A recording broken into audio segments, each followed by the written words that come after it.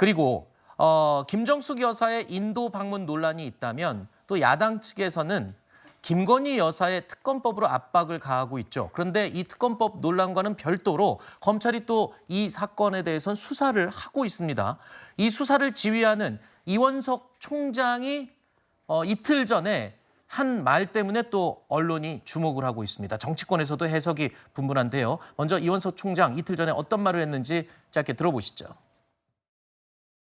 김건희 여사 소환해야 하지 않느냐는 좀 필요성이 제기가 되고 있는데 이제 수사팀이 재편돼서 준비가 되었으니 필요성을 충분히 검토해서 바른 결론을 내리리라고 저는 믿고 있고, 모든 사건에 있어서 제가 검사들에게 당부하는 것은 우리 법 앞에 예외도 특혜도 성역도 없다. 어제 언론을 통해서 김건희 여사 소환 필요성 말씀하셨다는 말씀이 전해졌는데 어떤 차원으로 이해하면 될까요? 이미 말씀을 드렸으니까 이제는 저희 검찰이 하는 일을 여러분 지켜봐 주시면 감사하겠습니다. 자, 이원석 총장의 임기는 오는 9월까지입니다. 성역은 없다라면서 소환 가능성을 열어둔 상황인데요. 수사팀은 조사 시기와 방식을 놓고 고심을 하고 있는 것으로 알려져 있습니다. 그런데 총장이 직접 저 말을 언급하면서 김건희 여사의 소환이 지금 가시화되는 게 아니냐, 이런 얘기가 나오고 있죠. 그렇죠? 네, 이원석 검찰총장의 임기가 오는 9월입니다. 네. 그런데 이 총장이 계속 얘기했던 것이 이 사안에 대해서 자신의 임기 내에 다 털고 가겠다라는 네. 말을 했다는 거 아닙니까? 저는 이원석 총장이 했던 말 중에 우리 법 앞에 예외도 특혜도 성역도 없다, 이 말씀 굉장히 의미심장하게 들었습니다. 네.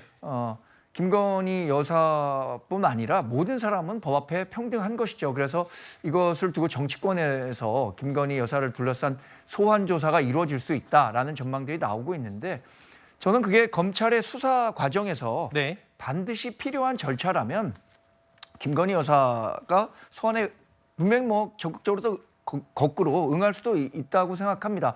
그러니까 이 조사 결과를 차분히 지켜보는 게 지금으로서는 최선의 방법이 아닐까 생각하고 있습니다. 조사 방법에 대해서는 직접 소환이 아닌 서면 조사 얘기 가능성도 언급되고 있는데 어떻게 보세요?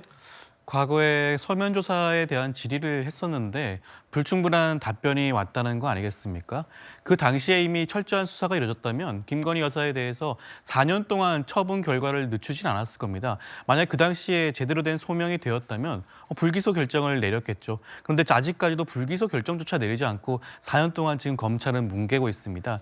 이원석 총장 입장에서는 성역이 없는 수사를 진행을 해야 한다고 했는데 그게 말뿐이 아니라 현실로 보여줘야 되지 않나라는 생각이 들고요.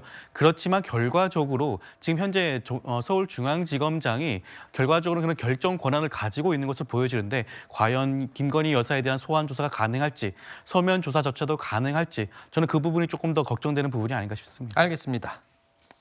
자, 그리고 한 가지 제가 정정하겠습니다. 조금 전에 김정숙 여사의 인도 타지마할 방문 이야기, 문화일보 내용을 제가 인용을 하면서 당시에 문화부 직원들은 전부 돌아갔다라고 발언을 했는데 그게 아니라 도종원 장관과 수행하는 한 명을 포함해서 2명만 남고 5명이 모두 민항기를 타고 귀국한 것으로 제가 바로 잡겠습니다.